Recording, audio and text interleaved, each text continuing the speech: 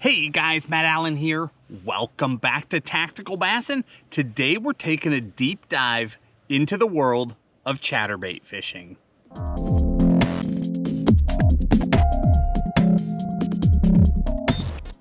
While there are no hard and fast rules about bass fishing knowledge, there are certain techniques that are essentially required. If you are a serious bass angler, you at least have to have a working knowledge of certain things. You know, a spinnerbait would fall in that category, a jig would fall in that category, a Texas rig, and of course, a chatterbait or a bladed jig. These are core bass fishing techniques that even if you don't use them regularly, you should know something about because they are critical, especially if you travel around. If you fish different environments, all of them will come into play. Now, I am old enough to remember when the spinnerbait was king and the chatterbait came out of nowhere and challenged that. Today, both of those are core bass fishing techniques that you want to have a working knowledge of.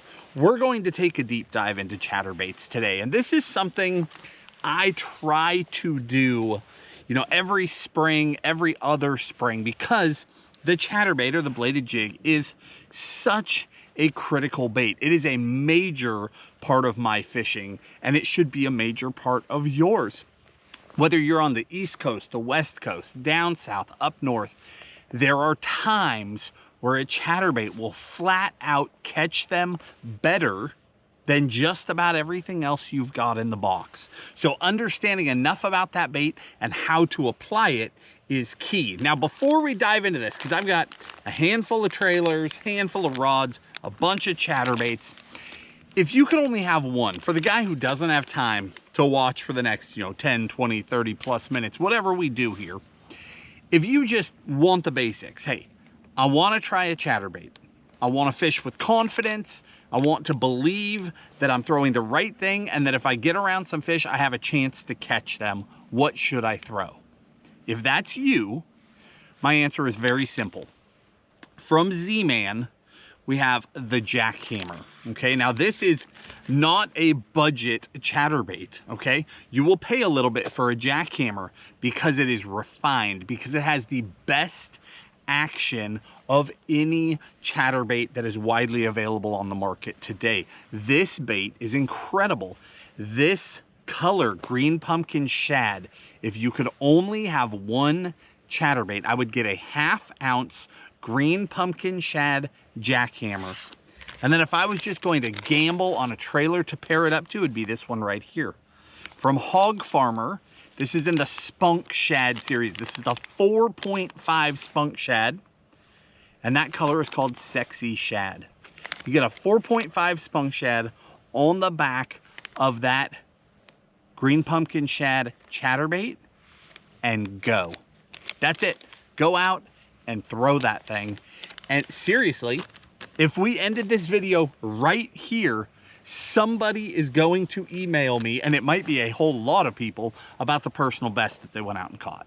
That thing is that effective. As we drive around the country, the chatterbait is one of the key baits that we keep on deck because we know, one, we can cover a ton of water with it. So when we're searching new places, if we haven't been to the lake lately or if we've never been there at all, we can cover a ton of water looking for a fish.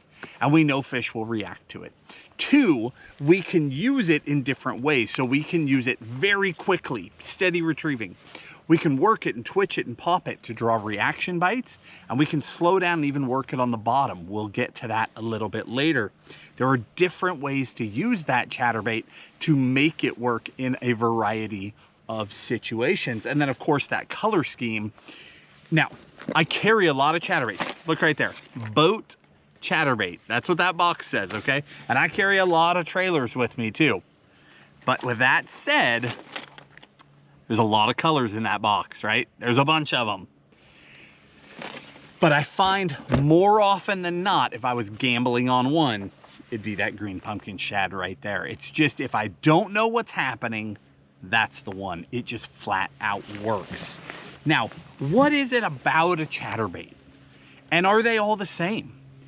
So the Chatterbait combines a few different things. It is essentially a swim jig, where that thing's coming through the water and the skirt is pulsing and moving in the water, and it just imitates a bait fish. It does a really good job of it. It can imitate everything from a shad to a bluegill, and then we can modify it with different trailers, create a crawdad, we can create all sorts of things.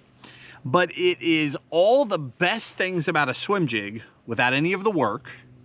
Plus we have sound and vibration, plus flash in many instances, and it just has a very large amount of drawing power. So it will pull fish from a larger area than many other baits will. All of those add up to a bait that needs to be on the deck to help you locate fish. Now, I use different chatterbaits for different situations. And what I want to do today is really dive into this with you. I've got 5 chatterbaits here. I've got a handful of trailers, maybe 6 or 8 trailers, okay? I've got a snap upgrade for you because people ask about that a lot. And then I want to talk colors, and then we'll talk a little bit about rods.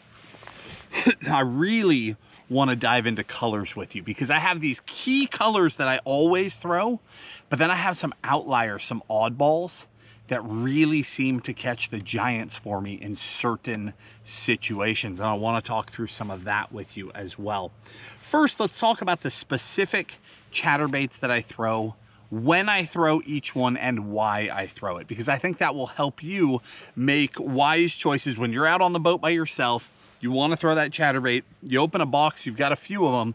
I want you to not be guessing about which one to throw. I want you to have clear understanding of today is the right time for this one, or based on what I see ahead of me on the shoreline, it's time to throw that one. So first off, there are a ton of bladed jigs on the market, tons. I don't think I would be exaggerating to say there are hundreds of them if you start looking at all the small mom and pop companies across the country. All of the chatterbaits that I have laying out here today are Z-Man chatterbaits. That's the original chatterbait. Z-Man built the first chatterbait, and then they've made some adaptations from there. There have been a ton of new chatterbaits that have come to market lately, and I have purchased, not all of them, but I have purchased most of them. Nothing has blown my mind yet. So that's why you're going to see exactly what you would expect if you've seen me talk about a chatterbait before. I have not found some like new mind-blowing chatterbait. I haven't run them all through the ringer yet. That process will continue for probably another year. We are always looking, always trying everything new. But today, no question, if I can only have one, it's a jackhammer. We already said that, right? The jackhammer is the gold standard of chatterbait. Any other bait that comes to market must be weighed against the jackhammer. That's just a fact. That is the baseline, the standard that things are weighed against. That bait is incredible. What is the downside of a jackhammer? So if it's so good, why do people throw other things? Cost. That's it. The jackhammer, as chatterbaits go, is fairly expensive. So that is number one. If you are just asking what's the best, what should I be throwing? You should be throwing a jackhammer. Now, not everybody can afford a box full of jackhammers, right? That is reality. Next up from there is the Evo Elite. This thing came out, what, a year and a half ago?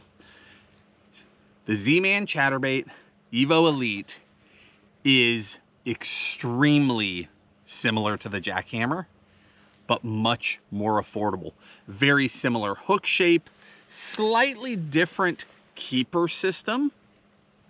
See the difference in there, hopefully. This is a jackhammer over here. That's your Evo there. Slightly different keeper system. One of the things I love about the Evo is there are colors available that are not available in the jackhammer. This being one of them, one of my favorites. You pair this up to an electric shad, spunk shad, you have the most natural trailer you can find. The only other thing I could think of is going to the stroll shad, to like a green shad, I think I have one actually. I do right there. That, I mean, that is just as natural of a pairing as you're going to get. We'll come back to that one. From there, so we've got the Jackhammer, we've got the Evo Elite, then we've got the Evo Tungsten. This came out last year. So the Tungsten is a tungsten head. Now, what is the deal with all these? Because they're very similar. When I'm looking for a chatterbait, the first thing I'm looking at if I'm in a store is whether or not the blade is connected directly to the head. See that? There's no split ring in between.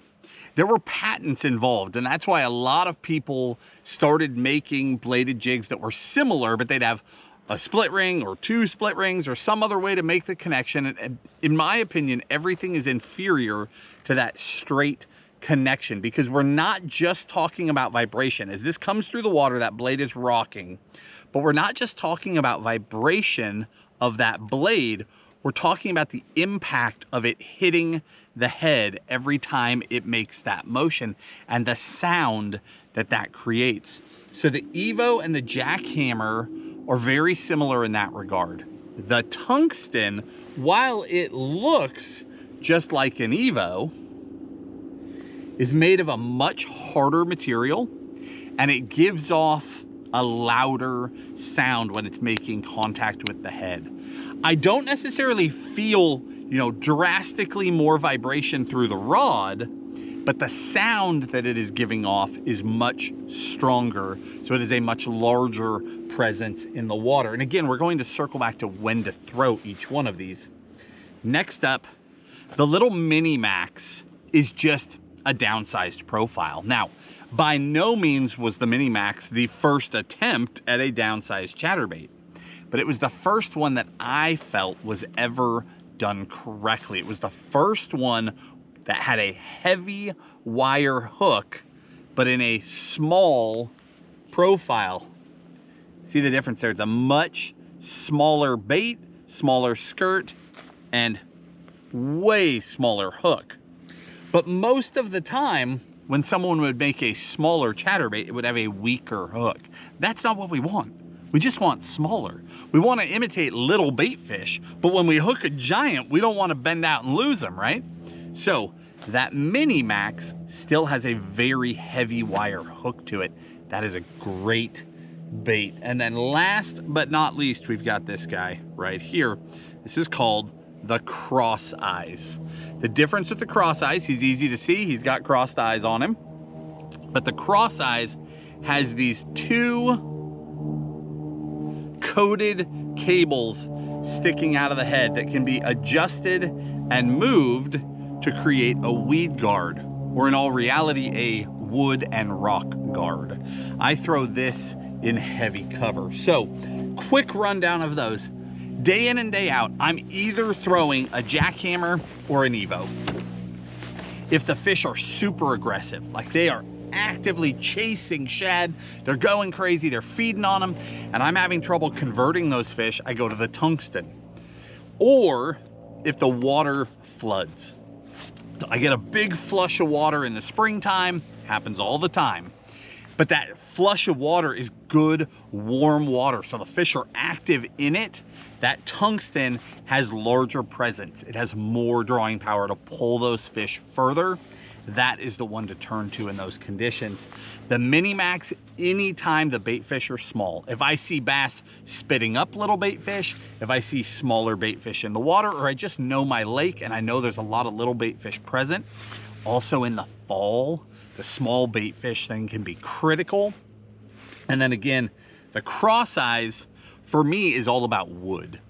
If I get into a fishery that has a lot of laid down trees, a lot of brush piles, things like that, the chatterbait is an incredible tool, but if you throw it way back in a tree, you're going to hang it up.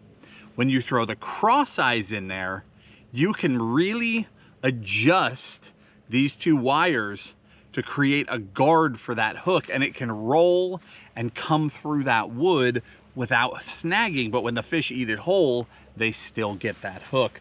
I've done really well with that Cross Eyes. I throw the Jackhammer and the Evo a solid 90% of the time, at least. maybe more than that, okay? And generally between the two, I throw the jackhammer more, but there's colors, right? So like I need electric shad, so I switch over, I throw an Evo. But if I didn't have jackhammers, I throw Evos without even thinking twice about it. I mean, that is a fantastic bait for the price. It is bang for the buck. There's no question the Evo Elite is the bait. You know, if you want your money to go the farthest, get a high quality chatterbait, super fast startup speed. Again, making contact with the head is a huge part of what makes the chatterbait special. The difference between specific chatterbaits, like why was the original chatterbait not on my list when I'm talking about a jackhammer and an Evo? You know, why is a knockoff or a one from a small company or one that's got a split ring, why are those not on the list? One, it's a sound thing. Two, it's a startup speed. So a lot of times when I'm throwing a chatterbait, I'm just covering water. Fan casting, flats, you know, springtime, covering water. But other times, I feel like I know where my fish are. You know, I see a log coming into the water, like this one right behind us right here, and I feel like there's a bass right there on the end of it. So I throw up there, and I need that chatterbait looking its best right when I get next to that piece of cover.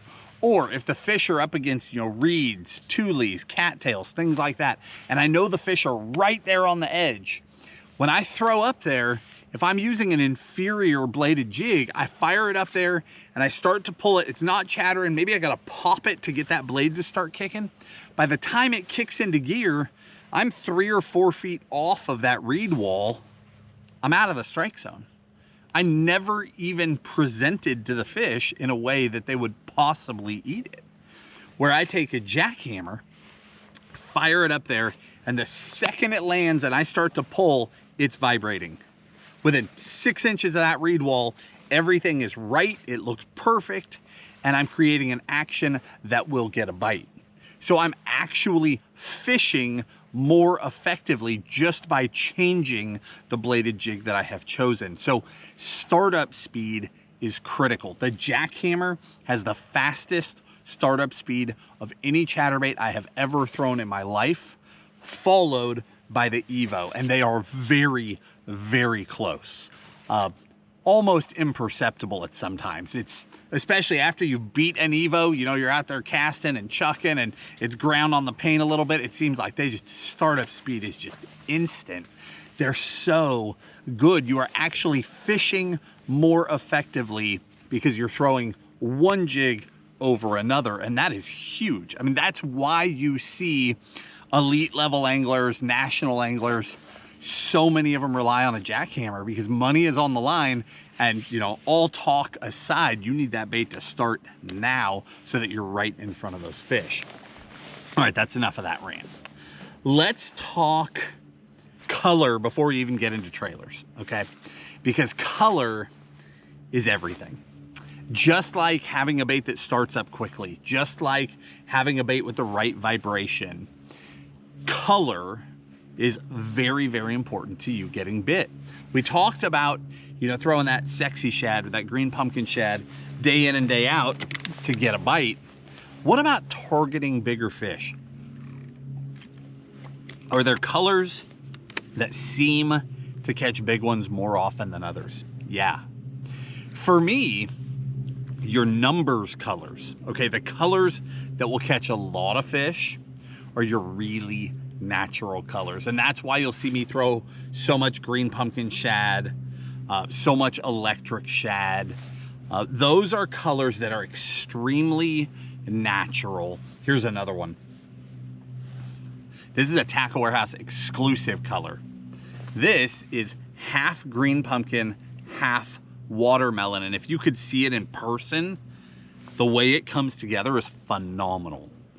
This is such a natural color that I can take a green pumpkin trailer, put it on there, and it's just as natural as it gets. I could put a bluegill trailer on there. I've got a perfect bluegill. I can put a black and blue trailer on there, and I can throw it in that murkier water. I can create that bold look or that natural look just by having that one neutral chatterbait color. I mean, if a guy is in a fishery where there's a lot of bluegill, a lot of panfish, bass are eating a lot of them versus shad, that's probably the #1 color that I would stock. And I'll link all this in the video description, okay? So don't feel like you have to remember every single thing that I'm talking about.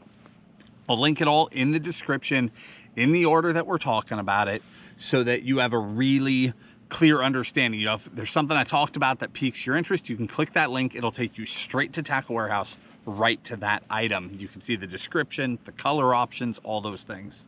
But again, if I'm targeting bluegill eaters, that's probably the #1 color that I would stock, because it's so adaptable, right? There's not a lot of bright orange or yellows or blues on there. I can do that with the trailer to create different situations. But a natural trailer is typically going to get the most bites most often, right? If we're just talking days in the year, those natural baits get bit most often. The days where I go out and catch 20, 30, 40, 50 chatterbait fish and I'm just smashing them, oftentimes that's on a really natural color. If I'm out on the lake and I need to find fish, natural color, because I'm looking for that first bite. I'm not necessarily looking for a giant, I'm looking for a bite to clue me in to what is happening on the water today. Then I can adapt. Okay, we got that out of the way. The wilder colors, the bolder colors, I believe that those are the colors that will most likely catch a giant bass. What I think that is about, because we're sort of getting into color theory here, right? This is, you know, a lot of bass fishing is just what we believe. Our experience on the water up against our belief system, and we get these theories, but we test them constantly. And from all of my years throwing this stuff, this is what I have observed. If a giant bass is not in a feeding mood, the small fish will always beat them to the punch.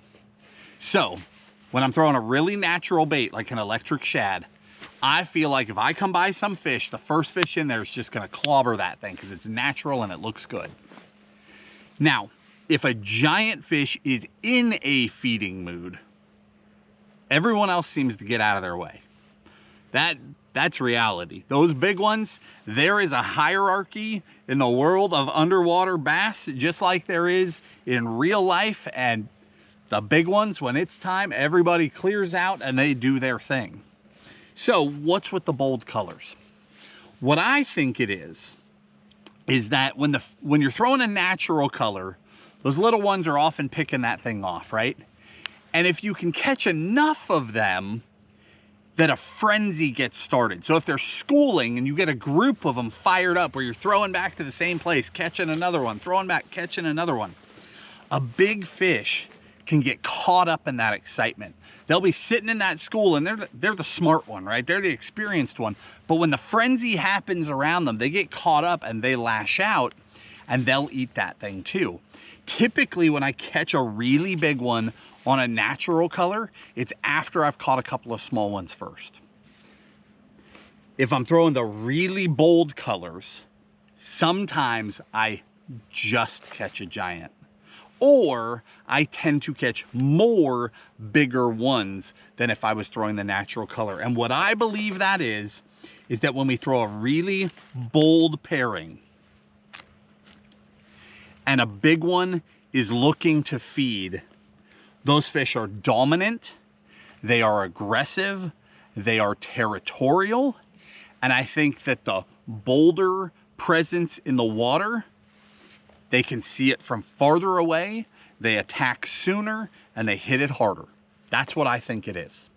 So in a perfect situation where bass have not been pressured, okay, so you've got a lake where not a lot of people throw a chatterbait, or you're on a lake where there's just not a lot of anglers in general. I mean, I'm on the Tennessee River, but today in particular, there's not that many people around.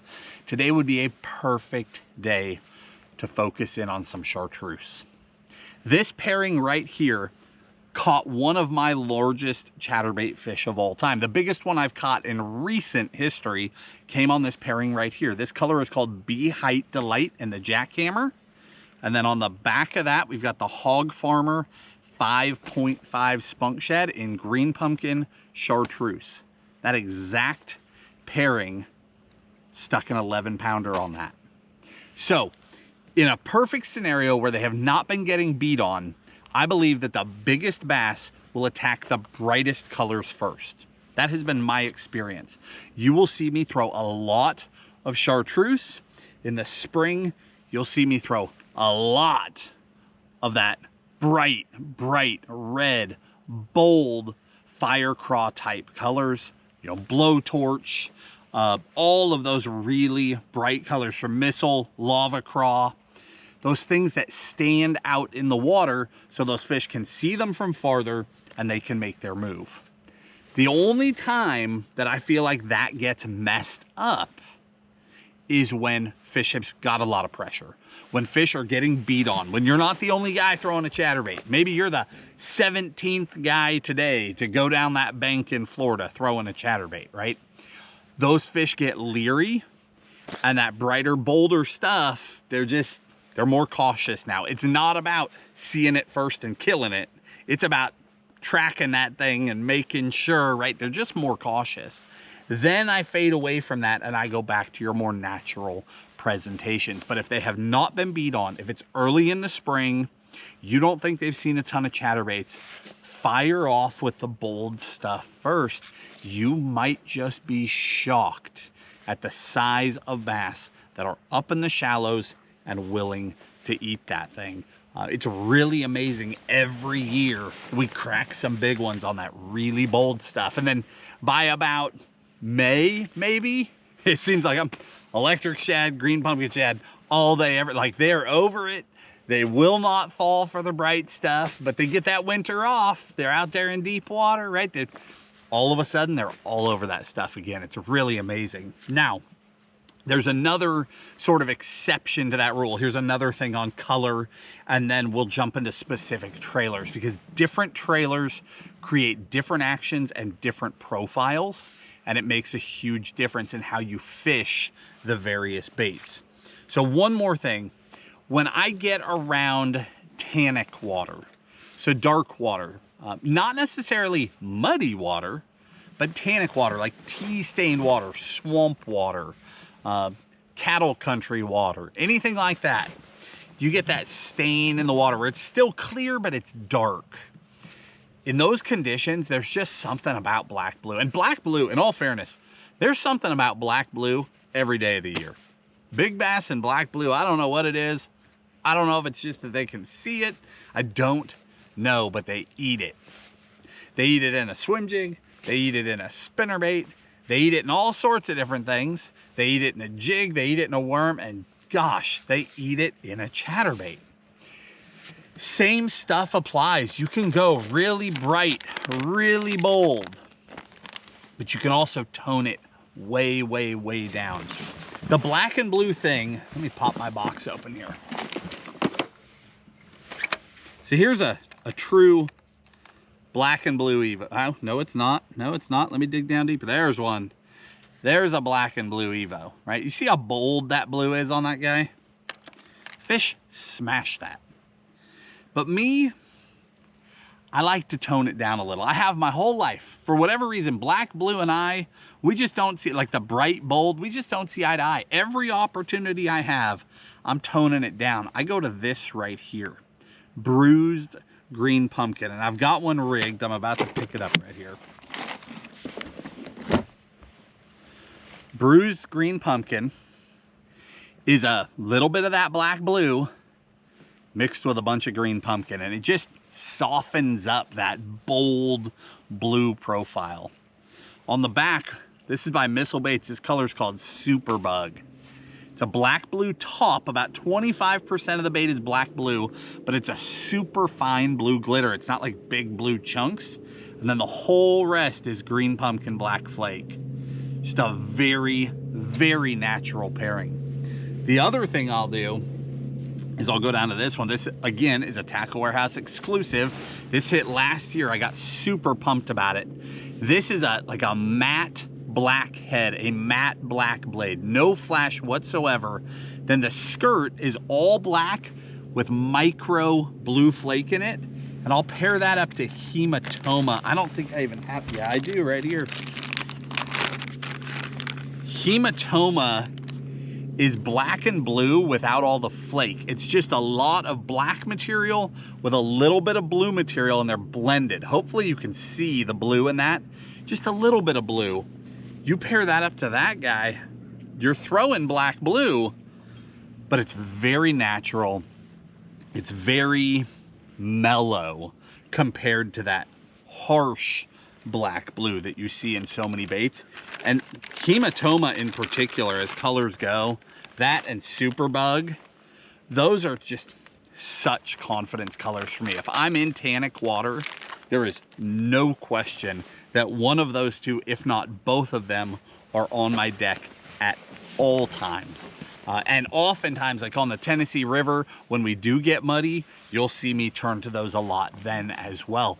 Black blue is a special color, but that muted, toned down black blue is a huge confidence thing for me personally. One other thing, and then we'll jump into specific trailers for specific situations. A lot of people ask, every time we talk about a chatterbait, people ask about snap upgrades. Depending on the bait. Some baits have stronger snaps than others. There are baits on the market where the snaps are so weak, you set up on a fish and they're just gonna stretch and open, period. But even a jackhammer, if you beat a jackhammer to death, especially if you're wrenching on big ones in the grass, eventually you're going to spring a snap. The best snap that I have found to replace a snap on any of those baits, this is from Nishini Lure Works. This is their snap. It doesn't look like anything special. It looks like any cross-lock snap that you ever grew up around, in the 99-cent bin. The shape is not unique. What's unique is how ridiculously strong the wire is. That is the snap that I turn to. Let's see, this is the number 2, which is what I'll throw on like a jackhammer, an Evo, anything like that. The number 2 is a 55-pound snap. They are not, you're not opening a 55-pound snap with 15 or 20-pound line. You're not doing it. So that is the snap that I have relied on when I'm upgrading on my chatterbaits. If I know that I'm going into an area with a lot of heavy cover, a lot of really big fish, sometimes I'll change them out. And that is the one that I personally trust. All right, let's talk trailers. The chatterbait itself is only half of the game, right? What you put on the back is what completes the package. Because nobody's out there just slinging a chatterbait around with nothing on the back of it. Trailers come in all sorts of different shapes and sizes.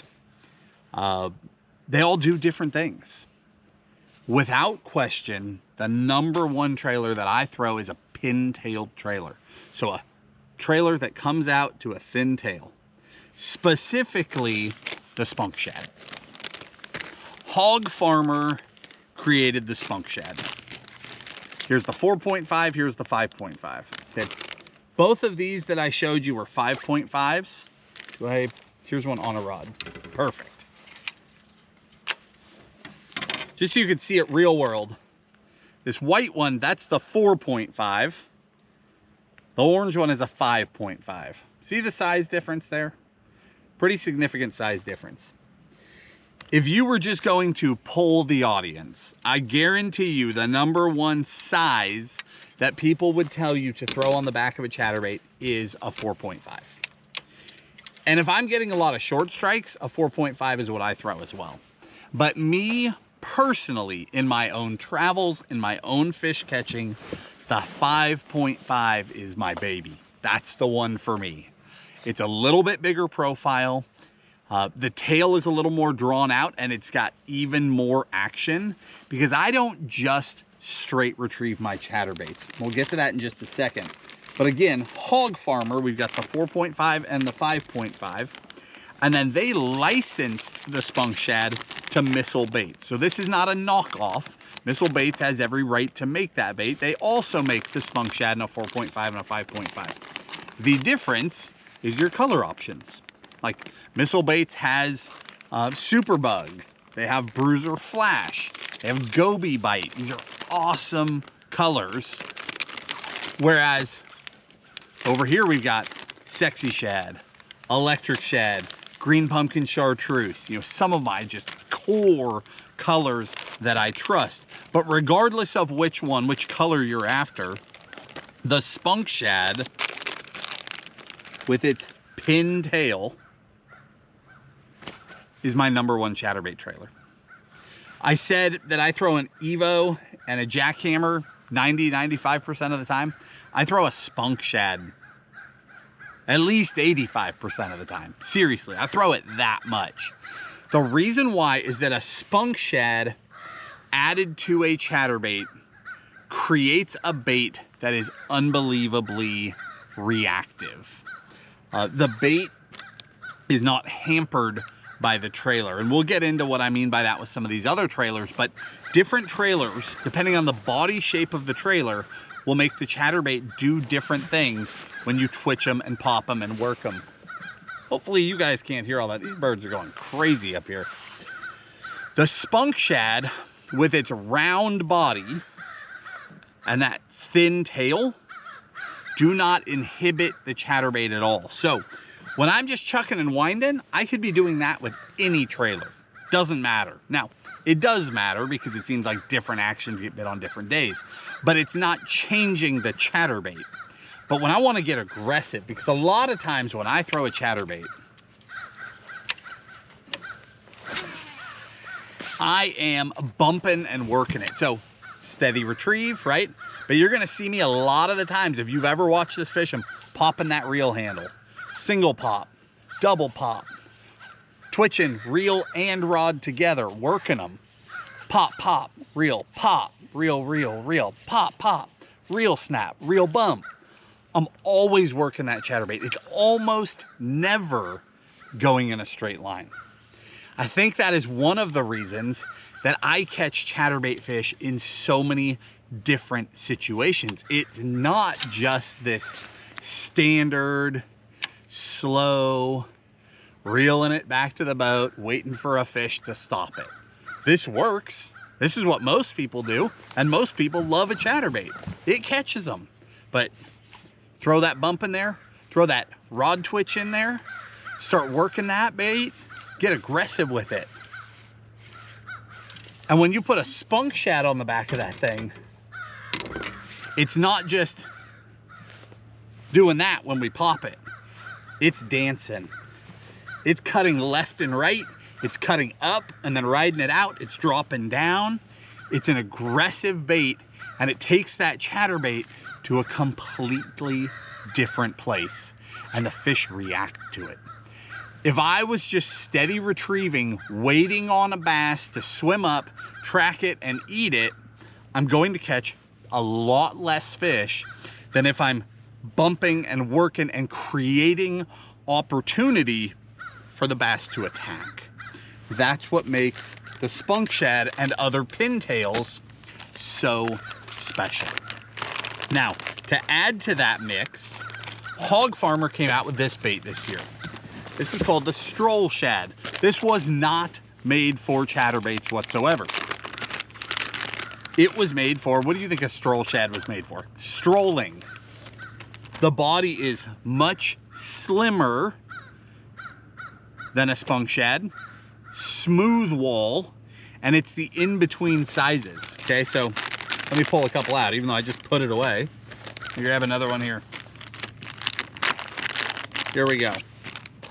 We've got the 4.5 spunk shad, 5.5 spunk shad, and right in between them, there's your 5-inch stroll shad. Similar tail almost to the 5.5, but in a much thinner profile. And there's one on that electric shad. I keep picking that up. That's a 5-inch bait, thinner profiled, blending in perfectly to that electric shad. Now, again, it was not designed for that. I don't think that's Hog Farmer's intention at all. And because of that, you don't get all the color options, right? It was designed for strolling. So think minnow colors, right? You've got, you know, your electric shads, green shad, sexy shad, things like that are what you're going to find in a stroll shad. You're not going to find your chartreuses, your black and blues, your oranges, your reds.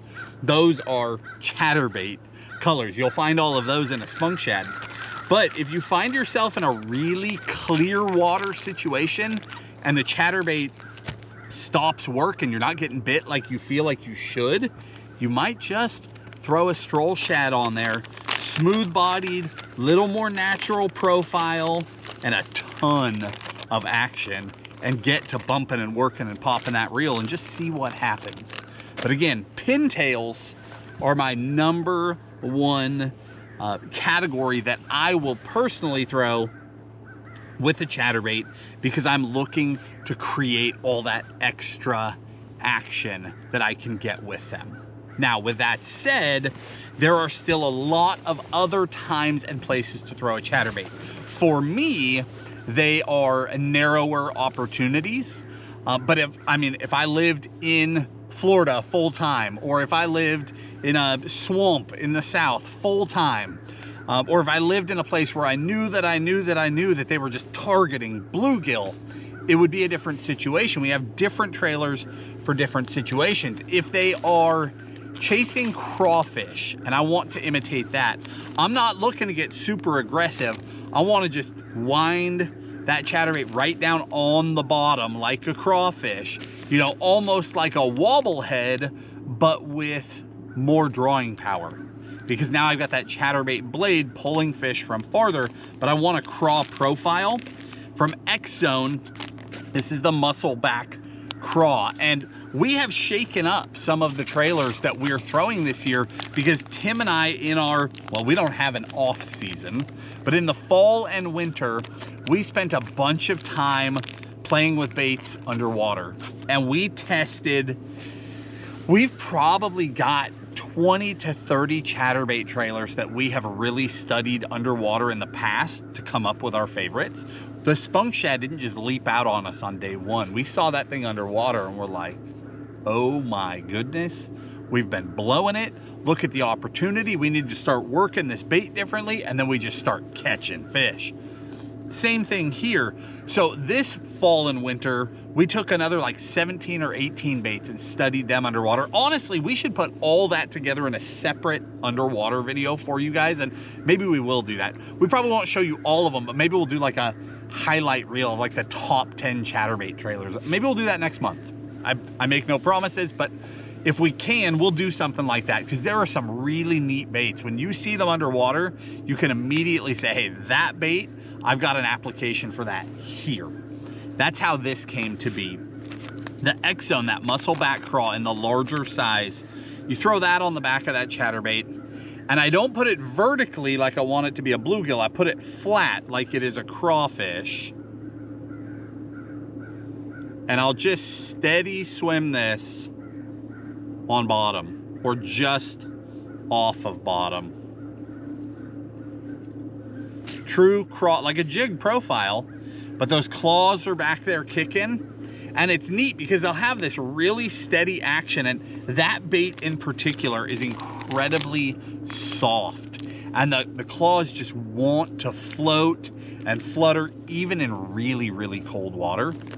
And then as they start to wander, the blade itself, that vibration coming off the blade, creates this turbulence behind a chatterbait. And as they start to wander, one of them will get sucked up into that turbulence. It'll sort of wander off and do something different and then come back in, and they'll keep kicking. And that movement of those things wandering off and coming back, that's the same effect as me bumping and popping and working a spunk shad. You've got this craw bumping along bottom, and then all of a sudden it just does something different. The cool thing about that is that I don't break my cadence at all. I am just slow rolling this thing, just as slow. I don't want it getting stuck, but I want that blade turning. So if I can keep it just off bottom or just bumping bottom and I can feel the vibration, that's as fast as I'm going with this thing. Just working along bottom, plucking those fish off, and it's creating its own action. Next one up, if we want a true like bait fish profile, in my mind, that's imitating bluegill, panfish, things like that. This is a bait that just leapt out at Tim and I when we started studying underwater footage. From G-Rat, this bait is called the Mixer. It is not a craw profile, It is a bait fish profile. We are not going to rig this guy flat like we would a crawdad. We're going to put it up on edge, okay? Let's throw that onto one of these so you can see it.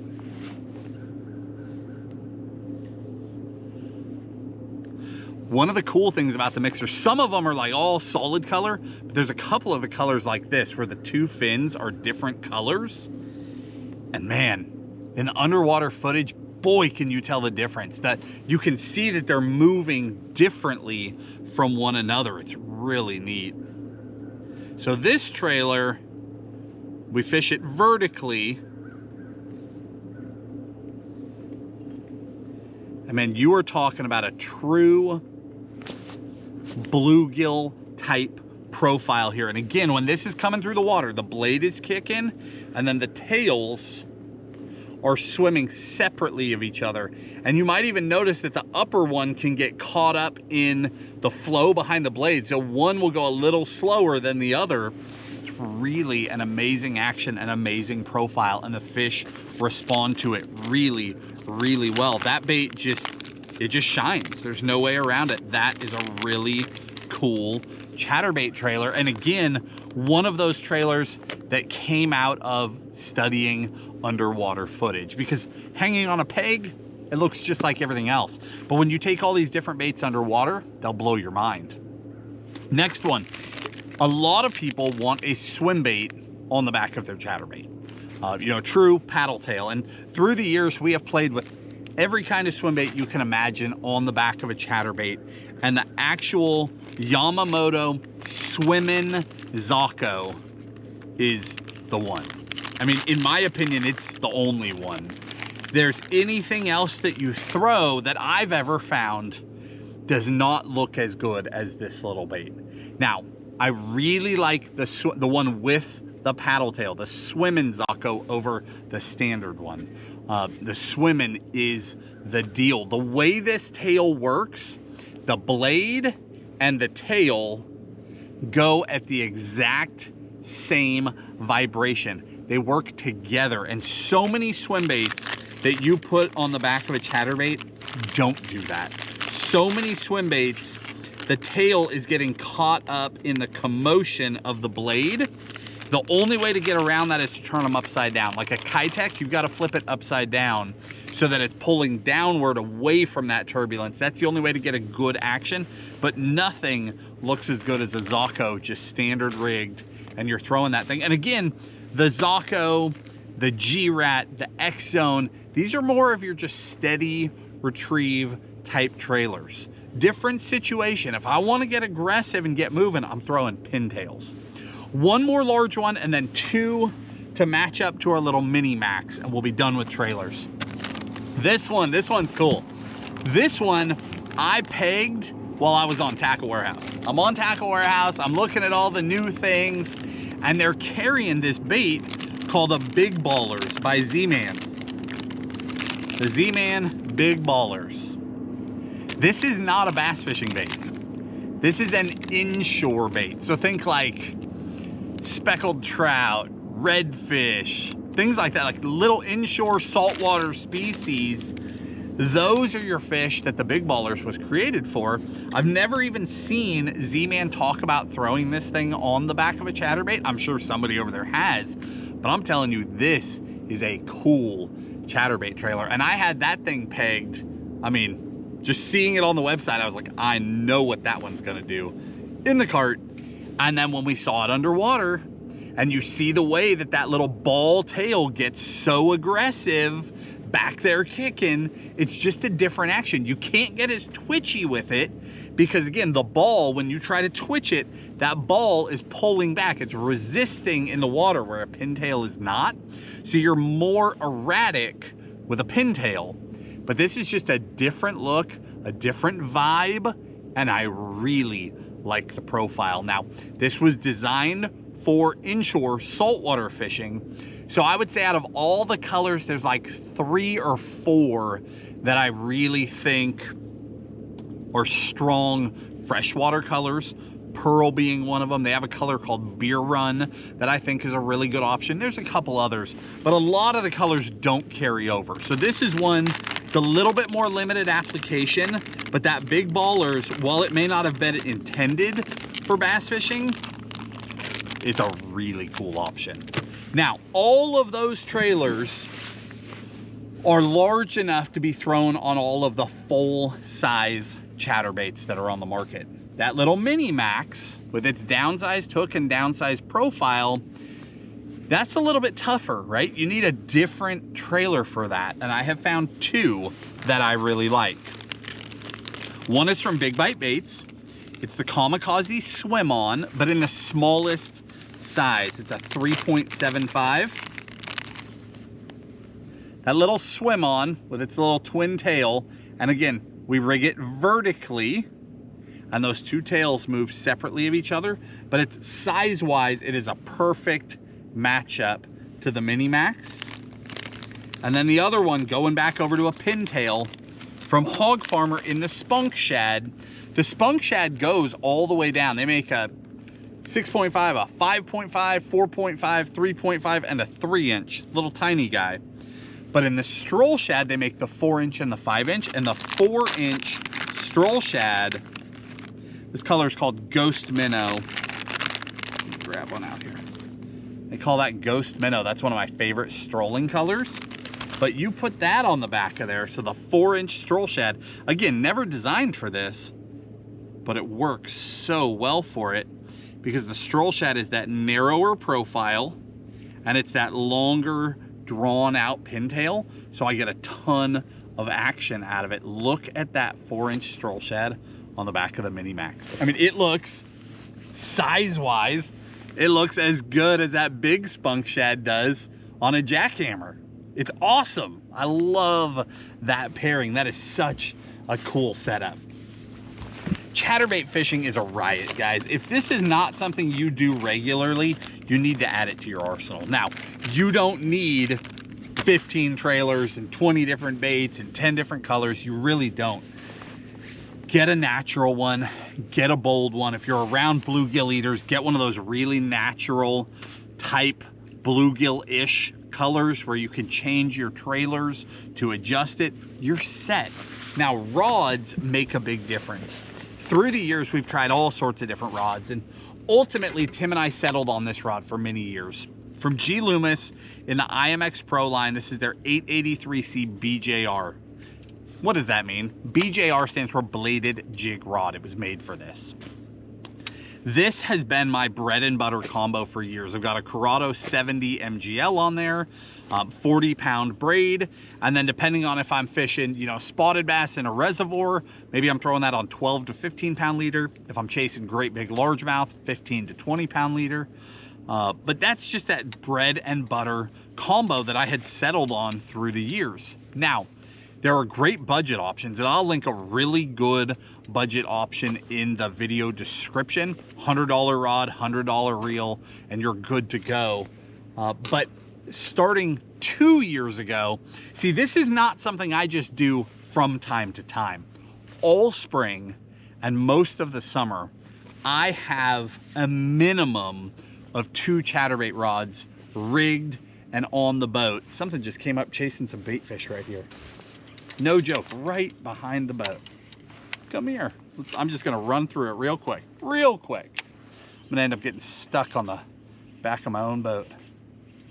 Oh, something's chasing them. One more cast, guys. Bear with me, bear with me. They're going left, they're going right. I'm trying to, something's chasing bait fish around. They're not breaking the surface, but I can see the bait fish sort of swirling, trying to figure out where to go. One more cast here. So 2 years ago, because of the frequency that I throw a chatterbait, I decided that I wanted a higher end chatterbait rod. Before that, I thought that that sounded silly, right? Throwing a chatterbait, nothing else vibrates like a chatterbait. I mean, you could throw this thing on the end of a pool cue, you're still gonna feel it thumping. So it seems silly to wanna spend a bunch of money on a high-end rod for a bait that you can feel no matter what. And if nothing else, when it stops chattering, set the hook. Well, when you throw one a ton, like I now do and have for quite a few years, you find that forget the I can feel it vibrating argument. Sorry guys, some sort of technical difficulties there. The camera just shut off. But where we were, I have found that swing weight is critical. When you do something a lot, going to a lighter weight combo just makes it more fun. Separate of sensitivity, it is more rewarding when it weighs less and that rod just becomes like an extension of your arm and you're not battling with it throughout the day. Going to a higher end reel, same thing. I'm able to cast significantly farther. I can tune that gear in and it's just, I'm not battling backlashes. I'm not fighting with the wind. I'm just fishing, right? It's just me and that rod are connected. Now sensitivity, not a big deal for feeling a chatterbait vibrate, but it's huge in fish behavior around that chatterbait. So when a fish comes up and clobbers the chatterbait, you don't need sensitivity for that. When they come up and latch onto it, you feel the blades stop. You don't really need sensitivity for that.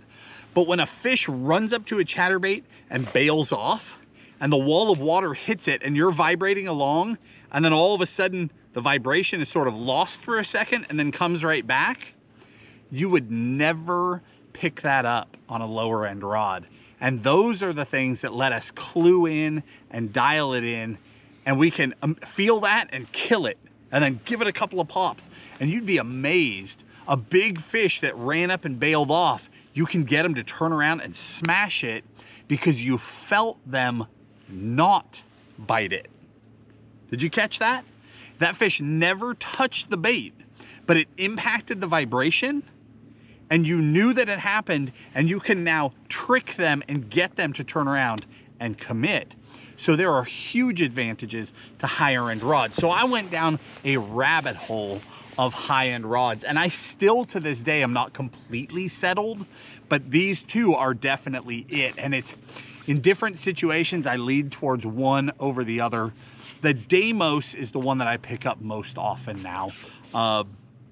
They're both though, just incredible. Like I have to hold both. I can't tell you one over the other. This one from G. Loomis, this is in the GLX line, and this is the 873C BJR. So it's bladed jig rod in the GLX line, and it is lighter weight, more sensitive compared to an IMX Pro, right? Same line of rods, but you're moving up in price point.